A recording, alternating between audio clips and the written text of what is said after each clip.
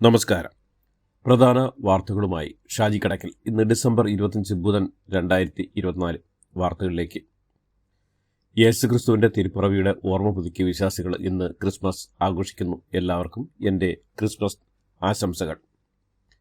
Kerala governor Arif Muhammad ഖാനെ ബീഹാറിലേക്ക് മാറ്റം. നിലവിൽ ബീഹാർ ഗവർണറായ രാജേന്ദ്ര വിശ്വനാഥ് അർലേക്കർ കേരള ഗവർണറാകും. RSS പശ്ചാത്തലമുള്ള അർലേക്കർ പ്രധാനമന്ത്രി നരേന്ദ്രമോദിയുമായി വളരെ അടുത്ത ബന്ധം പുലർത്തുന്ന വ്യക്തിയാണ്. പാലക്കാട് ജില്ലയിലെ തത്തമംഗലം ചെന്താമര നഗർ GB UP സ്കൂൾ വിദ്യാർത്ഥികൾ ഒരുക്കിയ പുൽക്കൂട് നശിപ്പിക്കപ്പെട്ട സംഭവത്തിലും നല്ലേപ്പള്ളി ഗവൺമെൻറ് UP സ്കൂളിലെ ക്രിസ്മസ് ആഘോഷങ്ങൾക്കിടെ നടന്ന ആക്രമണ സംഭവങ്ങളിലും സംസ്ഥാന ന്യൂനപക്ഷ കമ്മീഷൻ സ്വമേധയാ കേസെടുത്തു. ജില്ലാ പോലീസ് മേധാവിക്ക് നോട്ടീസ് അയച്ചു. സംഭവത്തിൽ സമഗ്രമായ അന്വേഷണം നടത്തി വിശദമായ റിപ്പോർട്ട് 15 ദിവസത്തിനകം സമർപ്പിക്കണമെന്ന് commission chairman advocate A Rasheed ആവശ്യപ്പെട്ടു. തൃശൂർ ചാവക്കാട് പാലയൂർ സെന്റ് തോമസ് തീർത്ഥാടന കേന്ദ്രത്തിൽ ക്രിസ്മസ് ആഘോഷം പോലീസ് മുടക്കിയെന്ന് പരാതി. പള്ളിവളപ്പിൽ കരോൾ ഗാനം മൈക്കിലൂടെ പാടാൻ പോലീസ് അനുവദിച്ചില്ലെന്ന് പള്ളി കമ്മിറ്റി ഭാരവാഹികൾ പറഞ്ഞു. മൈക്ക് കെട്ടി കരോൾ പാടിയാൽ എല്ലാം പിടിച്ചെടുക്കുമെന്നും തൂക്കിയെടുത്ത് എറിയുമെന്നും ചാവക്കാട് SI വിജിത്ത് ഭീഷണിപ്പെടുത്തിയെന്നും ചരിത്രത്തിൽ ആദ്യമായ കരോൾ ഗാനം പള്ളിയിൽ മുടങ്ങിയെന്നും ട്രസ്റ്റി അംഗങ്ങൾ പറഞ്ഞു.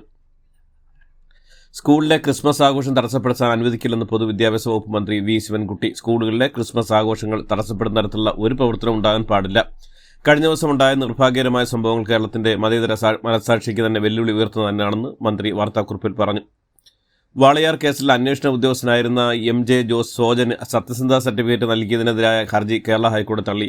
വാളയാറിൽ മരിച്ച സഹോദരിയുടെ അമ്മ നൽകിയ ഹർജിയിൽ വാദം കേട്ട ശേഷമാണ് ഹൈക്കോടതി തീരുമാനമെടുത്തത്. MJ സോജന് കൺഫേർഡ് IPS കൊടുക്കുന്നതിന്റെ ഭാഗമായിട്ടാണ് സത്യസന്ധതാ സർട്ടിഫിക്കറ്റ് നൽകിയത്.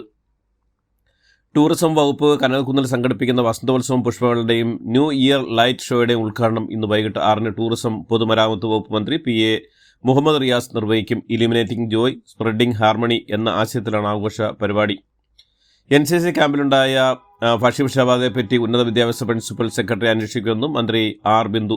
സംഭവം അന്വേഷിച്ച് അടിയന്തരമായി റിപ്പോർട്ട് നൽകാൻ പ്രിൻസിപ്പൽ സെക്രട്ടറി ഇഷിത റോയ് IASനെ ചുമതലപ്പെടുത്തിയതായി മന്ത്രി അറിയിച്ചു. ക്യാമ്പിന് 2 ദിവസത്തെ അവധി നൽകിയ ശേഷം ഡിസംബർ 26 പുനരാരംഭിക്കുമെന്നും അധികൃതർ അറിയിച്ചു.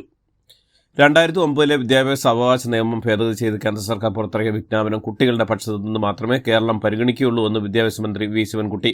പാഠ്യപദ്ധതി നിഷ്കർഷിക്കുന്ന തരത്തിൽ ഓരോ ക്ലാസ്സിലും ഓരോ കുട്ടിയും നേടേണ്ട ശേഷികൾ നേടുന്നുണ്ട് എന്ന് ഉറപ്പുവരുത്തുകയാണ് ചെയ്യുന്നതെന്നും മന്ത്രി പറഞ്ഞു. സംസ്ഥാനത്ത് പ്രവർത്തനസജ്ജമായ 30 സ്മാർട്ട് അംഗൻവാടികളുടെ സംസ്ഥാന ഉദ്ഘാടനം മട്ടന്നൂരിൽ വെച്ച് നാളെ വൈകിട്ട് 4:30 മുഖ്യമന്ത്രി പിണറായി വിജയൻ നിർവഹിക്കും. ആരോഗ്യ വനിതാ ശിശു വികസന വകുപ്പ് മന്ത്രി വീണ ജോർജ് ചടങ്ങിൽ അധ്യക്ഷത വഹിക്കും. നിലവിൽ 189 സ്മാർട്ട് അങ്കണവാടികൾക്ക് കെട്ടിടം നിർമ്മിക്കുന്നതിനായി അനുമതി നൽകിയിട്ടുണ്ടെന്നും മന്ത്രി വീണ ജോർജ് പറഞ്ഞു. സംസ്ഥാനം 4 ആശുപത്രികൾ കൂടി ദേശീയ ഗുണനിലവാര അംഗീകാരമായ നാഷണൽ ക്വാളിറ്റി അഷുറൻസ് സ്റ്റാൻഡേർഡ് അംഗീകാരം ലഭിച്ചതായി ആരോഗ്യവകുപ്പ് മന്ത്രി വീണ ജോർജ്. 3 ആശുപത്രികൾക്ക് പുതുതായ അംഗീകാരവും 1 ആശുപത്രിക്ക് പുനഃ അംഗീകാരവുമാണ് ലഭിച്ചത്. കട്ടപ്പനയിൽ നിക്ഷേപകൻ സാബു ജീവനൊടുക്കിയ സംഭവത്തിൽ 3 പേർക്കെതിരെ ആത്മഹത്യാ പ്രേരണ കുറ്റം ചുമത്തി കട്ടപ്പന റൂറൽ ഡെവലപ്മെന്റ് സഹകരണ society secretary Reji Abraham, senior clerk Sujamol, junior clerk Binoy എന്നിവർക്കെതിരെയാണ് ചുമത്തിയത്. 3 ഇന്നലെ സഹകരണ സൊസൈറ്റിയിൽ നിന്ന് സസ്പെൻഡ് ചെയ്തിരുന്നു. കൊല്ലം നിലമേൽ KSRTC ബസ്സും കാറും കൂട്ടിയിടിച്ച അപകടത്തിൽ നിരവധി പേർക്ക് പരിക്ക്. ബസ്സിന് പിന്നാലെ എത്തിയ ഓട്ടോറിക്ഷയും അപകടത്തിൽപ്പെട്ടു. കാർ യാത്രികരായിരുന്ന 2 പേരുടെ നില അതീവ ഗുരുതരമാണ്. KSRTC ഡ്രൈവറെ പോലീസ് കസ്റ്റഡിയിലെടുത്തു. ഡോക്ടർ ആശാദേവി കോഴിക്കോട് DMO ആയി ചുമതലയേറ്റു. സർക്കാർ പുതിയ ഉത്തരവ് ഇറക്കിയോടെയാണ് ആശാദേവി ചുമതലയേറ്റ്. ഡിസംബർ 9 ഇറക്കിയ സ്ഥലമാറ്റ ഉത്തരവുകളെല്ലാം അതേപടി നടപ്പാക്കാൻ ആരോഗ്യവകുപ്പ് തീരുമാനിച്ചു. ഇതോടെ കഴിഞ്ഞ 2 ദിവസം നടന്നുവരുന്ന കസേര കളിക്കാണ് പരിഹാരമുണ്ടായിരിക്കുന്നത്. ഡോക്ടർ രാജേന്ദ്രൻ മുൻകൂട്ടി നിശ്ചയിച്ച പ്രകാരം തിരുവനന്തപുരം ഡയറക്ടറേറ്റിലേക്ക് പോകും. ആശുപത്രി മാലിന്യം തമിഴ്നാട്ടിൽ തള്ളിയ സംഭവം അന്തർ സംസ്ഥാന തർക്കം ആക്കരുതെന്ന് ദേശീയ ഹരിത ട്രിബ്യൂണൽ. കേരളത്തിനും തമിഴ്നാടിനുമാണ് നിർദ്ദേശം. മാലിന്യം തമിഴ്നാട്ടിൽ തള്ളിയവർക്കെതിരെ നടപടിയെടുത്ത് ജനുവരി 2 റിപ്പോർട്ട് നൽകണമെന്ന് ആവശ്യപ്പെട്ട് ട്രിബ്യൂണൽ മാലിന്യം ചെക്ക് പോസ്റ്റുകൾ കടക്കുന്നത് എങ്ങനെയെന്നും തമിഴ്നാട് ചോദിച്ചു.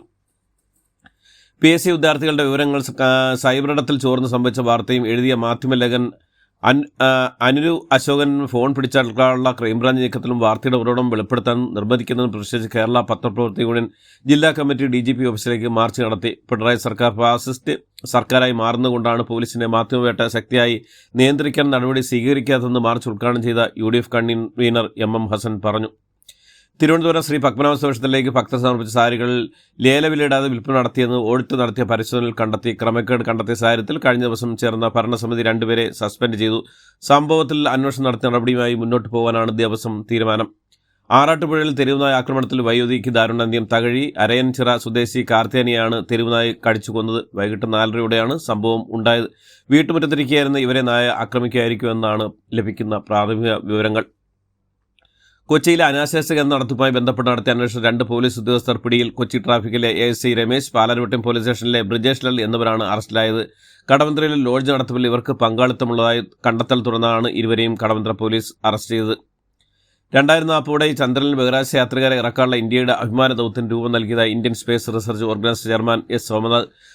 സ്വാതന്ത്ര്യത്തിന്റെ 100ാം വാർഷികം ആഘോഷിക്കുമ്പോൾ ചന്ദ്രനിൽ ഇന്ത്യൻ പതാക പറക്കുമെന്നും അദ്ദേഹം പറഞ്ഞു. 1960 തെരഞ്ഞെടുപ്പ് പെരുമാറ്റച്ചട്ടത്തിൽ ഭേദഗതി വരുത്തിയതിനെതിരെ കോൺഗ്രസ് സുപ്രീംകോടതിയിൽ ഹർജി നൽകിയതായി AIC general secretary Jairam Ramesh.